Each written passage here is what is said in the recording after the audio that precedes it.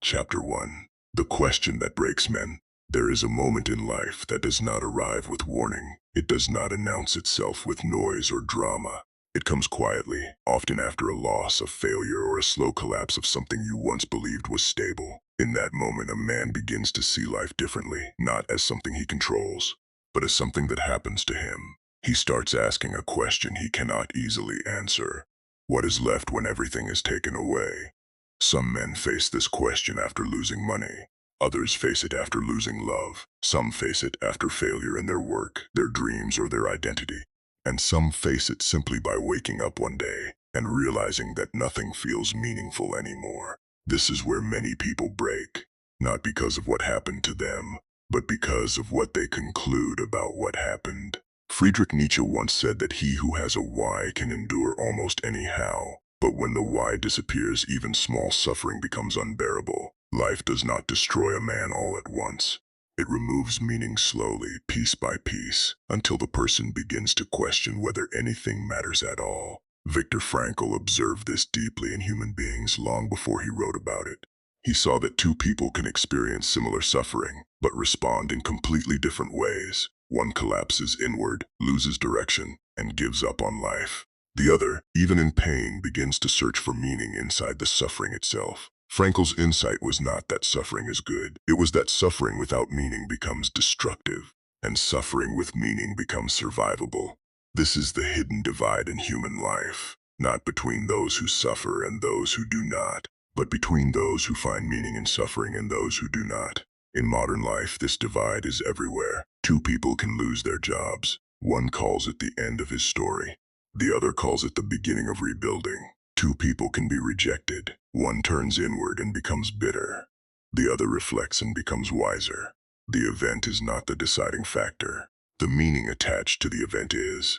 This is why some of the strongest men in history were not those who avoided pain. They were those who learned how to stand inside it without losing themselves. But there is another layer to this question. When meaning disappears, a man does not simply become weak. He becomes uncertain about who he is. He begins to live reactively, shaped by circumstance instead of direction. He stops asking what he is building and starts asking why everything keeps happening to him. This shift is dangerous because it turns life into accusation instead of creation. At this stage, even small problems feel heavy, not because they are large, but because there is no inner structure holding the mind together. Albert Camus described life as fundamentally uncertain, even absurd. But his deeper message was not despair. It was that meaning is not discovered like a hidden object. It is created through how a person responds to existence itself. This leads to a difficult truth. A man is not only shaped by what happens to him, he is shaped even more by what he believes those events mean. And if he has no control over meaning, he has no control over himself. This is why Viktor Frankl's experience becomes so important. In a place where nearly everything was taken away, he discovered something that could not be removed. The ability to choose one's response. The ability to hold on to dignity and thought, even when circumstances stripped everything else away. This is where the real struggle begins, not in avoiding suffering, but in deciding what suffering will become inside you. Will it become bitterness or understanding? Will it become collapse or transformation? Will it destroy identity or refine it? Every man reaches this point in different ways, but no one avoids it completely. At some stage, life removes enough comfort that only the inner structure remains. And in that moment, a person finally meets the question that was always waiting underneath everything else. What kind of man are you when nothing is holding you together? This is not a question answered in words, it is answered in direction, in how you continue, in what you refuse to become, and in what you decide still matters. Even when life does not feel fair. Because in the end, suffering does not only reveal pain, it reveals meaning, and the absence of meaning is often the beginning of transformation. This is where the real journey starts, not when life is stable, but when it is no longer stable, and something inside you begins to search for a reason to continue. That search is where everything changes. And once a man begins to search for meaning, he is no longer lost in the same way again. He has already stepped into the question that will shape everything that follows. Chapter 2. Viktor Frankl and the Final Freedom. In the darkest conditions of human history, some people discovered truths that could not be learned in comfort. One of those people was Viktor Frankl. Viktor Frankl lived through Nazi concentration camps, a place where human beings were stripped of almost everything that usually defines a life. Identity was removed, comfort was removed, family was often lost, future plans were erased. Even basic dignity was constantly under attack. In such an environment, survival was not only physical, it was psychological. Frankl observed something that many people around him could not see. Two prisoners could experience the same hunger, the same cold, the same brutality, and yet respond in completely different ways. One would slowly give up internally, becoming numb, detached from life before death ever arrived. Another would still hold on to something invisible, something internal that could not be taken away. Frankl began to understand that the real battle was not only against the environment, it was inside the human mind. In that place of extreme suffering, he discovered what he later called the final freedom. The freedom to choose one's attitude, not the freedom to change circumstances, not the freedom to avoid pain, but the freedom to decide what that pain would mean. This idea separates human existence into two levels: the external world, which we cannot fully control, and the internal world, which always remains partially ours. Frankl realized that even when a person is completely restricted externally, there is still a space inside where choice exists. That space is small, but it is powerful, because it determines whether a man remains mentally free or becomes completely broken. In his experience, some prisoners survived longer, not because they were physically stronger, but because they were mentally anchored to meaning. Some held on to thoughts of loved ones. Some held on to unfinished work. Some held on to a belief that their suffering was not meaningless. Friedrich Nietzsche once wrote that if a person has a why, they can endure almost anyhow. Frankl's life became a living example of this idea. Without a why, even small suffering becomes overwhelming. With a why, even extreme suffering becomes survivable. This does not mean suffering becomes easy. It does not mean pain disappears. It means the human mind is not defined only by what it experiences, but by what it decides those experiences represent. In the camps, Frankl noticed another important truth. Those who lost all sense of future meaning often lost their will to live very quickly. Not always because their bodies failed first, but because their inner world collapsed. When a person stops believing that anything still matters, survival becomes mechanical. Breathing continues, but living disappears. This is where Frankl's philosophy becomes deeply human. He did not say suffering is good. He did not romanticize pain. Instead, he argued something more precise. Suffering is not required for meaning, but when suffering is unavoidable, meaning becomes essential. Without meaning, pain destroys a person. With meaning, pain can be integrated into identity without destroying it. This is why Frankl's idea of the last freedom is so powerful, because it cannot be taken by force. It remains even when everything else is removed. A man may not choose what happens to him, but he still participates in what those events become inside him. This is where responsibility begins. Not responsibility for the event itself, but responsibility for the interpretation of the event. In modern psychology, this idea is still central, because between what happens and how we respond, there is a pause, and in that pause, identity is shaped. Albert Camus explored a related idea when he described life as absurd, not meaningless in a simple sense, but unpredictable, without guaranteed explanation. Yet Camus did not end in despair. He suggested that meaning is created through defiance, through continuing even when certainty is gone. Frankl and Camus meet at this point. Both recognize that life does not always give answers, but both insist that human beings still have a role in deciding what to do in the absence of answers. This is where the idea of freedom becomes deeper than comfort. Freedom is not the ability to avoid suffering. Freedom is the ability to remain human within it. And humanity, in Frankl's sense, is not defined by external conditions. It is defined by inner response, by the decision to hold on to dignity even when dignity is not rewarded, by the decision to hold on to meaning even when meaning is not obvious, by the decision to keep becoming even when circumstances suggest giving up. This is the final freedom, and it is not theoretical. It is tested in moments of collapse, in loss, in uncertainty, in the silence after everything familiar disappears. At that point, a person is left with only one real question: not what did I lose, but who am I now choosing to become because of it? And that question is where the rest of this journey begins.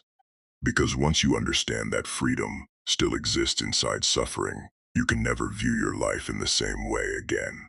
Next, we move into the philosophy of strength itself, where suffering is not only endured but interpreted as transformation. Chapter 3. Suffering and the Making of Strength. There is a question that every serious philosophy eventually tries to answer. Why do human beings suffer? Some traditions say suffering is a punishment, others say it is random, others say it is something to escape at all costs. But there is another perspective that does not deny suffering, but reinterprets it. It suggests that suffering is not only something to endure, it is something that can shape strength. Friedrich Nietzsche was one of the strongest voices behind this idea. He observed that life is not designed to be comfortable, it is designed to be challenging. And in that challenge, human beings are either broken or built. One of his most repeated ideas is that what does not kill a person can make them stronger.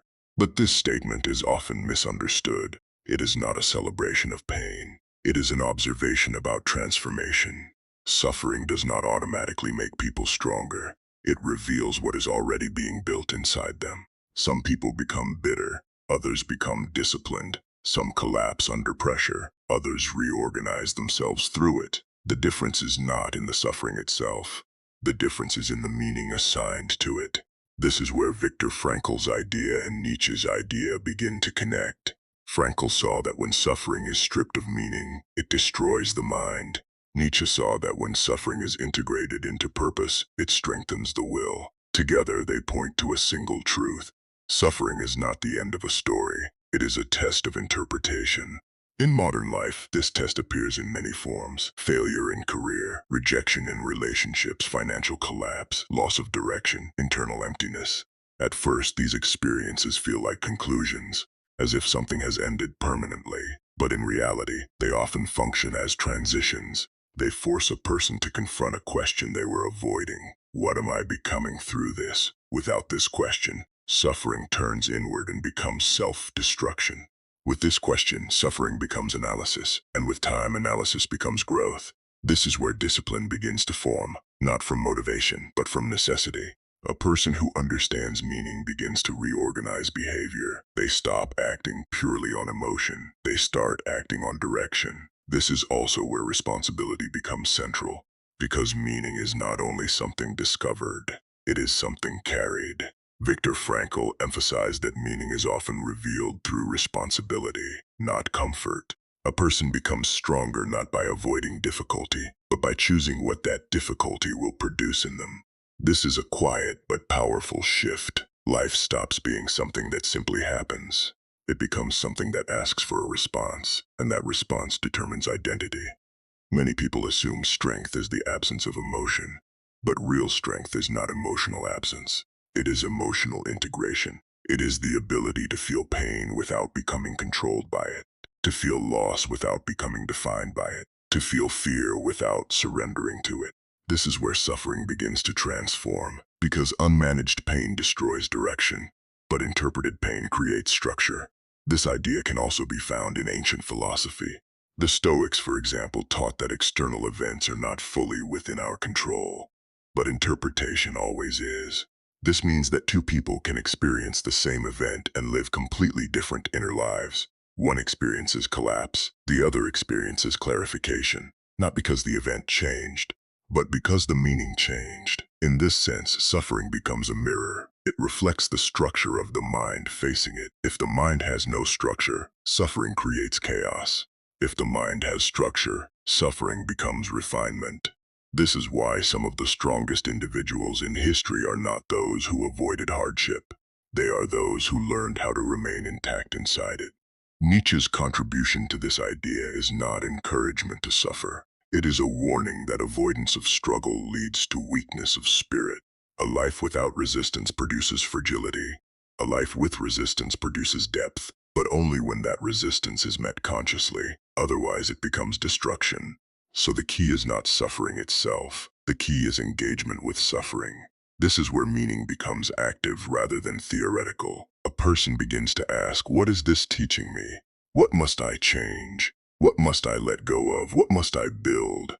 These questions transform suffering from something that happens to a person into something that works on a person. And slowly, identity begins to shift. Not overnight, not dramatically, but gradually through repeated decisions. Each decision either strengthens meaning or weakens it. Each response either builds direction or erodes it. Over time, this creates a new kind of person, not someone who never suffers, but someone who knows how to move through suffering without losing themselves. And that is the beginning of real strength, because strength is not found in comfort, it is revealed in resistance. And the man who learns this does not stop suffering. He stops being destroyed by it. This is where the next stage begins, not the philosophy of suffering alone, but the question of responsibility, what a person chooses to do with everything they have been given. That is where meaning becomes action. Chapter 4. The Absurd World and the Search for Meaning. There comes a point in life where a person stops believing that life will naturally make sense on its own. It is a quiet realization, not always dramatic, but irreversible once it appears. It is the realization that life does not explain itself. Events happen, people come and go, plans succeed or fail, and the universe does not provide a clear answer for why things unfold the way they do. Albert Camus described this condition as the absurd, not because life is meaningless in a simple way, but because there is a tension between two things. Human beings demand meaning, but the world does not always offer it in return. This creates a gap, a silence, a contradiction that cannot be easily resolved. A person looks for explanation, but reality often responds with indifference, and in that space, many people begin to feel lost. Some conclude that nothing matters. Others try to distract themselves from the question altogether. But Camus suggested something different. He did not say the absurd should lead to surrender. He said it should lead to awareness, because once you recognize that life does not automatically provide meaning, you are forced into a position of responsibility. You are no longer waiting for meaning to appear. You are now involved in creating it. This is where the struggle becomes internal, not between a person and the world, but between a person and the interpretation of the world. Without meaning, even success can feel empty. A person can achieve goals and still feel disconnected from life. They can gain money, recognition, or status, and still ask a deeper question.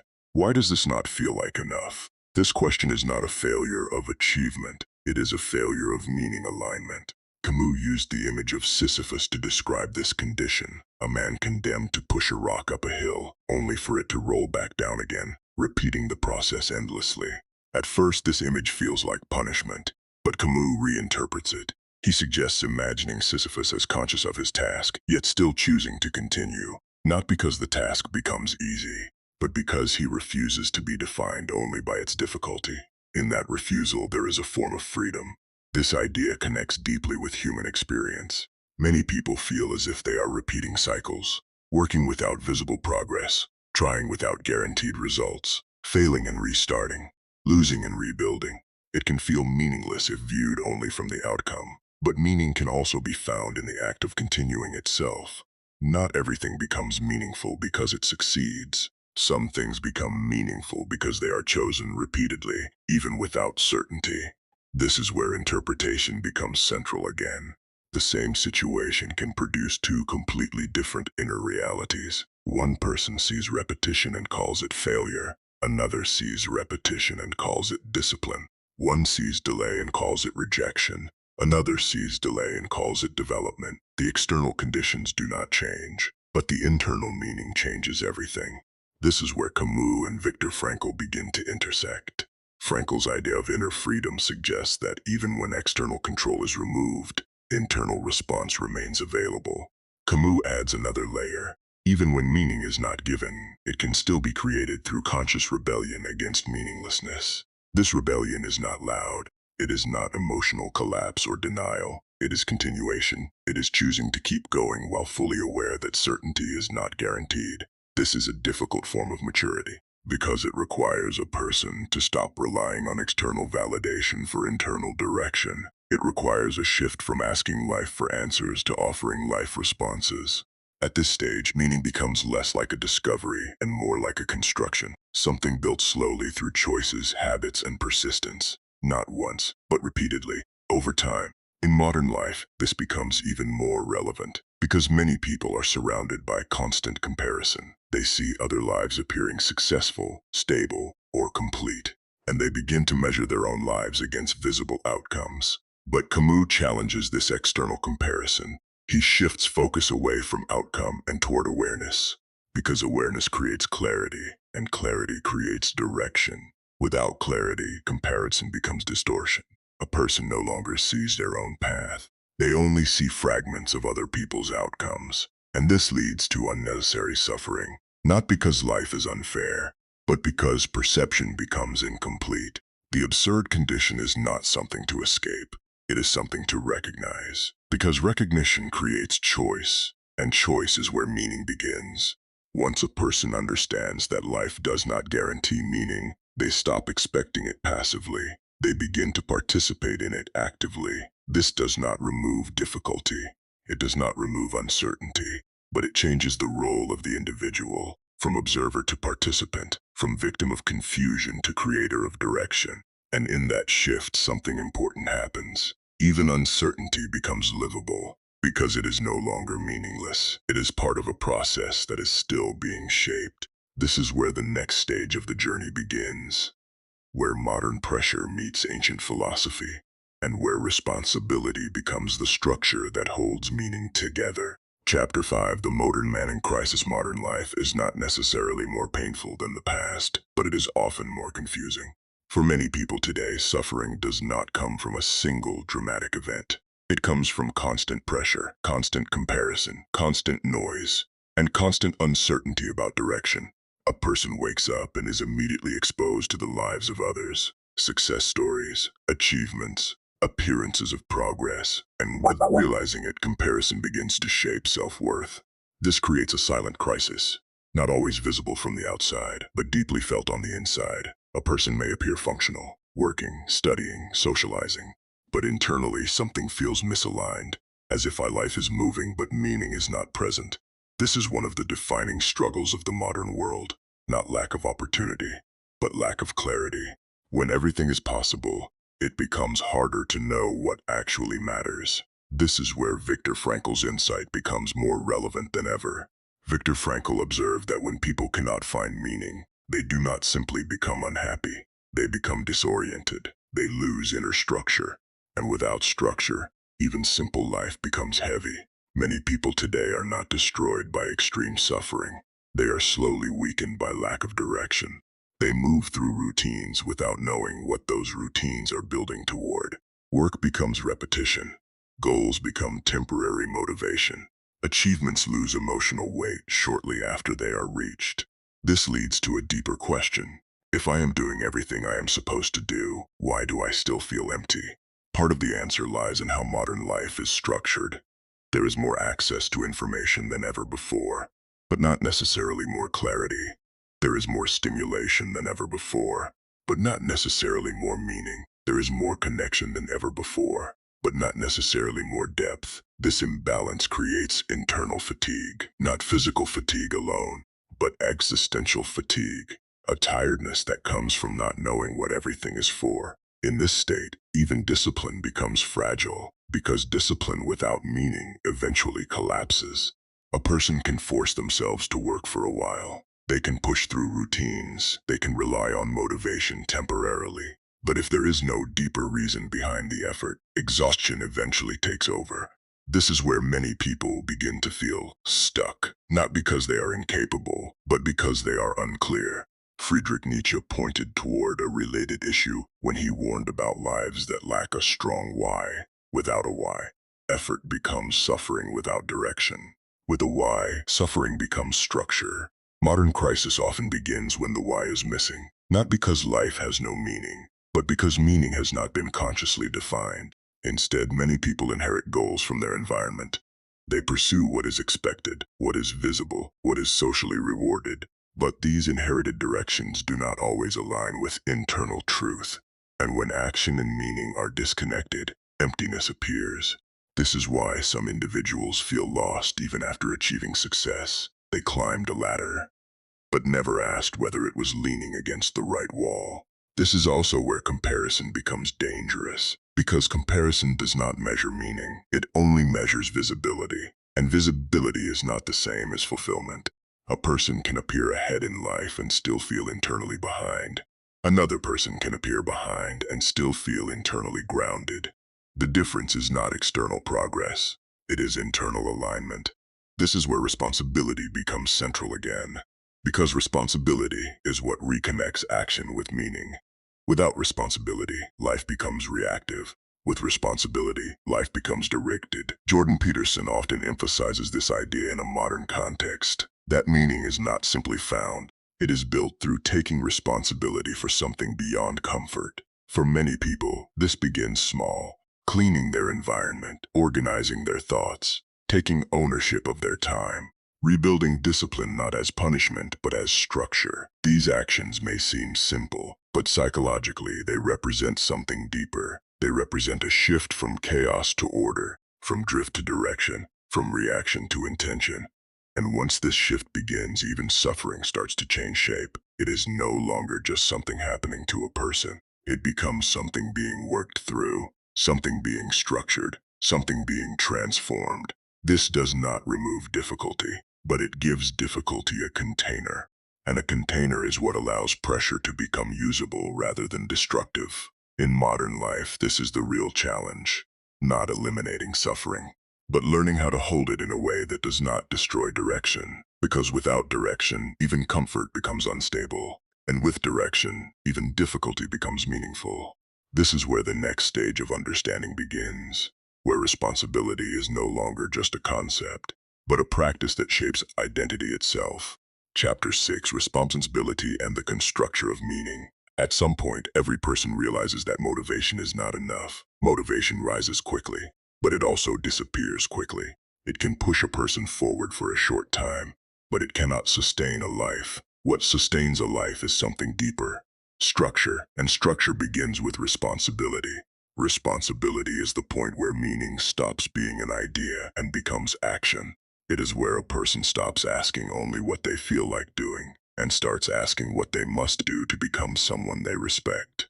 This shift is subtle, but it changes everything. Because without responsibility, life remains open-ended. A person can move in any direction, but also remain stuck in all directions. There is activity, but no grounding. Effort, but no structure. Time passes, but identity does not consolidate. This is why many people feel busy but not fulfilled. They are moving but not building. Viktor Frankl argued that meaning is often discovered through responsibility rather than comfort. In other words, meaning is not something you wait for. It is something you carry. It is revealed in what you choose to take seriously. Not everything in life will feel meaningful at first. Some responsibilities feel heavy. Some feel repetitive. Some feel unwanted. But meaning is not always emotional at the beginning. Sometimes it is structural before it is emotional. A person acts first and meaning follows later.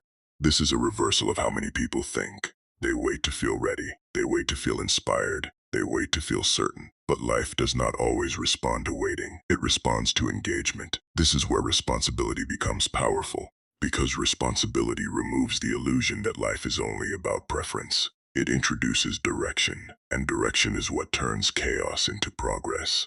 Jordan Peterson describes responsibility as something that creates order in a chaotic world, not because responsibility makes life easy, but because it gives life a hierarchy, a structure of priorities, a way of deciding what matters more than something else. Without this structure, everything competes equally for attention. Small problems feel as important as major ones. Temporary emotions feel as important as long-term goals. And a person becomes mentally overwhelmed, not because life is too difficult, but because everything feels equally urgent.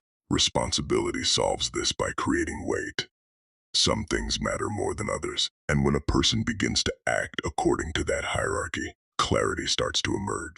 Clarity is not something given. It is something built through repeated decisions. Each decision reinforces direction. Each action strengthens identity.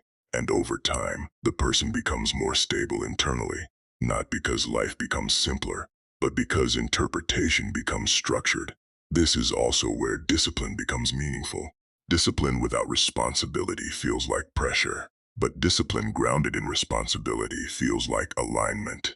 A person is no longer forcing themselves randomly. They are acting in accordance with something they have chosen to stand for. This changes the emotional experience of effort. Work becomes less about resistance and more about purpose. Effort becomes less about struggle and more about contribution. Even difficulty begins to feel different, not pleasant, but meaningful. This is the foundation of psychological stability, not the absence of chaos in life, but the presence of structure within the person. When structure is present, chaos becomes manageable. When structure is absent, even small challenges feel overwhelming. This is why responsibility is not a limitation of freedom. It is the beginning of usable freedom. Without responsibility, freedom becomes confusion. With responsibility, freedom becomes direction. And direction is what allows a person to build a life that does not collapse under pressure. This idea is not only philosophical, it is practical. A person who takes responsibility begins to organize their time differently. They begin to choose actions based on long-term outcomes rather than immediate relief. They begin to see themselves not only as someone reacting to life, but as someone shaping it. This shift changes identity at a fundamental level. Because identity is not only what a person believes about themselves, it is what they repeatedly do. And what they repeatedly do is shaped by what they choose to be responsible for. This is where meaning becomes real, not in abstract thought, but in lived structure, in daily decisions, in repeated effort, in quiet discipline, and in the willingness to carry something, even when it is difficult. Because meaning does not grow in avoidance, it grows in engagement. And responsibility is the form that engagement takes in real life. This is the foundation upon which the next stage of understanding is built, where structure meets challenge, and where the human mind learns how to remain stable even in uncertainty. Chapter 7. Stoicism and the Control of the Iron World. There is a simple question that has shaped some of the strongest minds in history. What is actually within my control? Everything in life becomes clearer when this question is asked honestly. Because most human suffering does not come from events themselves. It comes from confusion about control. People suffer because they try to control what cannot be controlled, and they ignore what can actually be controlled. The result is exhaustion, mental pressure, and emotional instability. Ancient philosophers understood this problem deeply. The Stoics built an entire way of life around it. Their central idea was not to remove emotion, but to place it in the right position, to separate what belongs to the external world from what belongs to the internal world. External events include everything outside direct influence: other people's behavior, unexpected loss, economic changes, health challenges, random life events. Internal responses include interpretation, judgment, and attitude. This separation creates clarity, because once a person sees this boundary clearly, they stop wasting energy on impossible control. Epictetus taught that people are disturbed not by things themselves but by their judgments about things.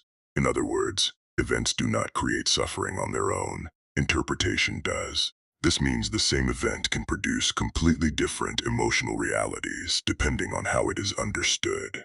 One person experiences failure and concludes they are finished. Another experiences failure and concludes they are being trained. The event is identical, but the meaning is different. And that difference shapes the entire direction of life. This is where Stoicism becomes practical. It does not ask a person to deny emotion. It asks a person to examine it, to slow down reaction, and to question interpretation before acting on it. This creates space between stimulus and response, and in that space, choice becomes possible. Marcus Aurelius wrote that the mind has power over itself, and that events outside it do not have the power to disturb it unless it allows them to. This is not a denial of difficulty. It is a reallocation of power. It places authority back inside the individual. Modern life often removes this awareness because reactions are immediate. Information is constant. Emotional triggers are everywhere. A person can shift from calm to stress within seconds based on what they see, read, or hear. Without inner discipline, this creates instability. But Stoic thinking interrupts this cycle. It teaches delay, reflection before reaction, understanding before judgment. This does not eliminate emotional response, but it prevents emotional collapse. There is a difference between feeling something and being controlled by it. Stoicism strengthens that difference. It teaches that not every thought deserves action. Not every emotion deserves obedience, and not every situation requires immediate response. This creates a stable inner environment, where decisions are not driven by impulse alone, but by awareness. This is closely connected to the idea of meaning, because meaning requires space, and reaction removes space. When a person reacts instantly to everything, they have no time to understand what anything means. Life becomes a series of emotional impulses, not a structured experience. Stoicism restores structure by slowing interpretation, and in doing so, it strengthens responsibility, because responsibility requires awareness. A person cannot take responsibility for something they do not understand. This is why Stoic practice is not passive thinking. It is active discipline of attention. What do I control in this situation? What do I not control? What is the most rational response? What outcome am I actually responsible for? These questions transform chaos into clarity, and clarity into action. This is also where emotional strength is built, not by suppressing emotion, but by organizing it. A person does not become stronger by feeling less. They become stronger by understanding more. Understanding creates distance between event and identity. Without that distance, every event becomes personal collapse. With that distance, events become information. This is a powerful shift in human experience, because it allows a person to remain stable even when circumstances are unstable. It does not remove pain, but it prevents pain from becoming identity. A person can lose something without losing themselves. They can experience difficulty without becoming defined by it. This is the foundation of resilience, not avoidance of life, but clarity within it. Stoicism therefore aligns with the broader journey of meaning, because meaning requires interpretation, and interpretation requires control of attention, and control of attention requires discipline over reaction. When these elements come together, a person develops something deeper than motivation. They develop stability, and stability is what allows meaning to survive under pressure. This is where the next stage begins, where inner stability is tested not in thought, but in emotional collapse, frustration, and bitterness, and where the real danger is not suffering itself, but what suffering can turn a person into. Chapter 8. The Bitterness Trap. There is a stage in human suffering that is often misunderstood. It is not the moment of pain itself. It is what comes after pain has stayed too long without meaning. This is the stage where bitterness begins. Bitterness is not immediate. It develops slowly, quietly, almost invisibly. At first, it feels like protection. A person begins to withdraw emotionally. They trust less. They expect disappointment. They start to interpret life through suspicion rather than openness. It feels like strength at first, because it reduces vulnerability. But over time, something changes. What was meant to protect the person begins to limit them. Bitterness does not remove pain. It preserves it. It keeps old wounds active in new situations. A person begins to see the world not as it is, but through the lens of what hurt them. Every failure becomes proof. Every rejection becomes confirmation. Every challenge becomes personal attack. In this state, life becomes emotionally heavy, even when nothing new is happening, because the past is still active inside the present. This is where suffering transforms into identity distortion. A person is no longer reacting to events. They are reacting to accumulated memory of pain, and slowly they begin to lose clarity about who they are outside of what hurt them. Viktor Frankl understood this danger deeply. He observed that even in extreme suffering, the greatest threat was not the external condition itself, but the internal collapse of meaning. Because once meaning is lost, suffering does not end. It multiplies internally. Bitterness is one of the ways this multiplication happens. It takes a single event and expands it into a worldview. A person stops saying, "This happened to me," and starts saying, "This is how life is." This shift is dangerous because it turns experience into identity, and identity becomes rigid. Once identity becomes bitter, it resists change. It begins to reject positive interpretation. It dismisses hope as ignorance. It interprets kindness as weakness. It sees progress as temporary illusion. In this way, bitterness closes the mind from future possibility. Friedrich Nietzsche warned about what happens when suffering is not transformed. It does not disappear. It turns inward and becomes resentment, and resentment slowly reshapes perception of life itself. A resentful mind does not see reality clearly. It sees confirmation of its pain everywhere. But there is another important truth. Bitterness is not strength. It often disguises itself as strength because it feels guarded, it feels cautious, it feels emotionally resistant. But real strength is not resistance to feeling. Real strength is the ability to feel without becoming controlled by what is felt. A bitter person is not free. They are still emotionally attached to what hurt them. Their past still governs their present reactions. Their identity is still shaped by what they are trying to avoid. This is why bitterness is so difficult to notice from the inside. It feels justified, it feels logical, it feels like awareness. But in reality, it is emotional imprisonment. At this stage, a person often begins to lose connection with growth. They stop believing change is possible. They stop investing in future outcomes. They stop trusting people. They stop expecting good things to last. And slowly, life becomes smaller, not physically, but mentally. The world becomes reduced to what has already been experienced. This is the opposite of meaning, because meaning always points forward. Meaning always creates direction. Meaning always opens possibility. Bitterness closes it.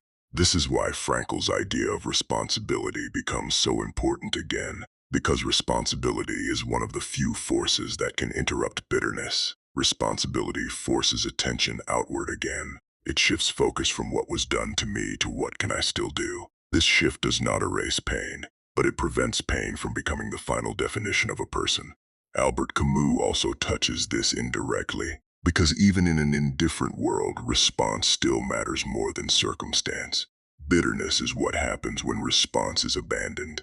When a person stops responding creatively and starts reacting repeatedly, the way out is not denial of pain, it is re-engagement with life.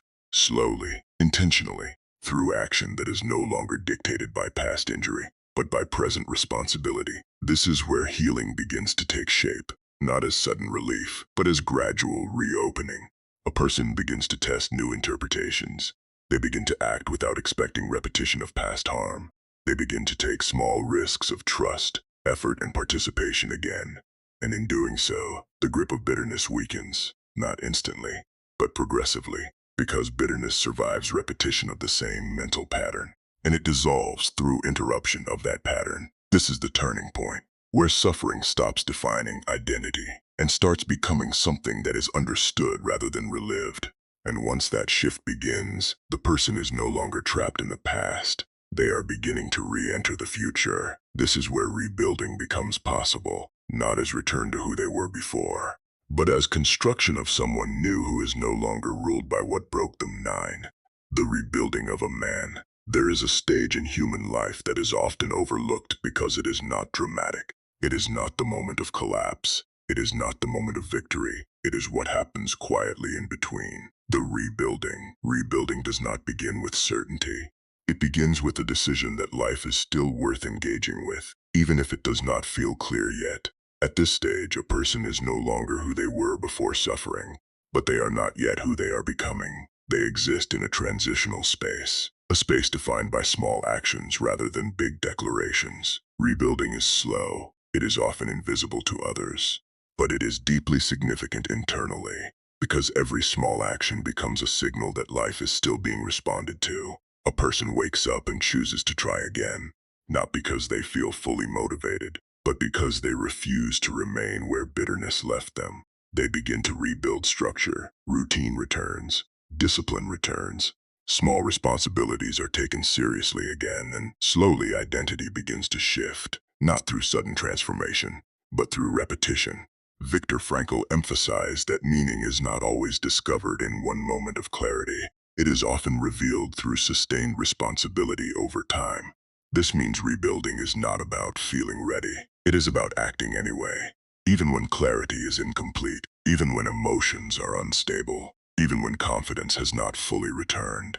Because confidence is often a result of action, not a prerequisite for it. At this stage, a person begins to understand something important. That identity is not fixed. It is formed through what is repeated. What is done consistently becomes who a person is becoming. This is why rebuilding requires patience, because repetition takes time to reshape internal identity. There is no shortcut to stability, only accumulation of small decisions. Each decision is simple on its own, but together they create direction. A person who was once defined by loss begins to be defined by response, not because the loss disappears, but because it is no longer the only defining factor. Jordan Peterson often describes this process as organizing chaos into order, not through force, but through responsibility. A person begins by fixing what is immediately in front of them, not everything at once, just what can be handled today. This may seem small, but psychologically it is powerful because it restores agency. And agency is the foundation of rebuilding.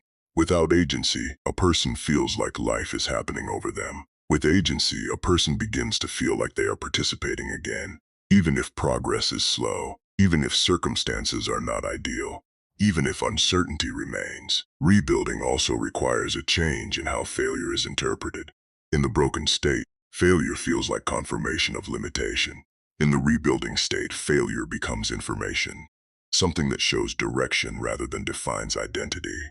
This shift prevents collapse when setbacks occur, because setbacks are no longer interpreted as final. They are interpreted as part of process. This is where resilience begins to form, not from avoiding difficulty, but from continuing despite it. Over time, repetition creates stability, and stability creates confidence, not the emotional confidence that depends on feeling good, but the structural confidence that comes from knowing one can continue regardless of feeling. This is deeper and more reliable, because it is built on behavior, not emotion. As rebuilding continues, something subtle happens. The person begins to reconnect with meaning, not as abstract philosophy, but as lived experience. Work starts to feel purposeful again. Relationships start to feel possible again. Future planning starts to return, not fully formed, but present. This is how meaning returns, not all at once, but through gradual re-entry into life. Friedrich Nietzsche suggested that suffering can either break a person or refine them. In rebuilding, this becomes visible, because the same suffering that once felt like ending now becomes something that has shaped depth, not because it was desired, but because it was integrated. Rebuilding is not forgetting what happened. It is no longer being controlled by it. It is carrying experience without being imprisoned by it. At this stage, a person begins to notice something important. They are no longer the same person who entered suffering. They are more aware, more intentional, more grounded, not perfect, but formed. And this formation is what makes the next stage possible. Because once a person is rebuilt, even partially, they begin to ask a different question. Not how do I survive, but what do I now build with what I have become? That question leads into the final stage, where meaning is no longer just recovery, but direction. Chapter 10. Man's Last Choice. There are moments in philosophy where different thinkers stop being separate ideas and begin to form one conversation. A conversation about suffering, about meaning, about what remains when everything else disappears. Viktor Frankl begins this conversation with a simple but powerful claim. Even when a person loses everything, one freedom remains. The freedom to choose attitude, the freedom to choose meaning, the freedom to decide what suffering becomes internally. For Frankl, this is not theory, it is survival. It is lived experience under extreme human conditions.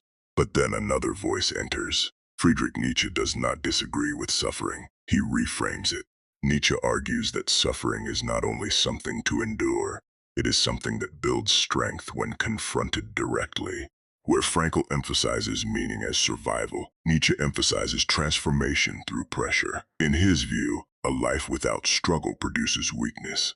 A life with struggle, when faced properly, produces depth. But then a challenge appears to both of these ideas. Albert Camus enters with a different observation. Camus does not assume that meaning is guaranteed. He suggests that the universe does not provide clear answers at all. There is no automatic meaning waiting to be discovered. There is only experience, and consciousness trying to interpret it. This creates tension. Frankl says meaning can be found. Nietzsche says meaning is forged through struggle. Camus says meaning is not given at all. So what remains? This is where the Stoic perspective enters. Marcus Aurelius and the Stoic tradition shift the focus away from external certainty entirely. They argue that what matters is not whether the world is meaningful or meaningless. What matters is what the mind does in response. They divide reality into two parts, what can be controlled and what cannot, and they place human freedom entirely inside response, not outside circumstance.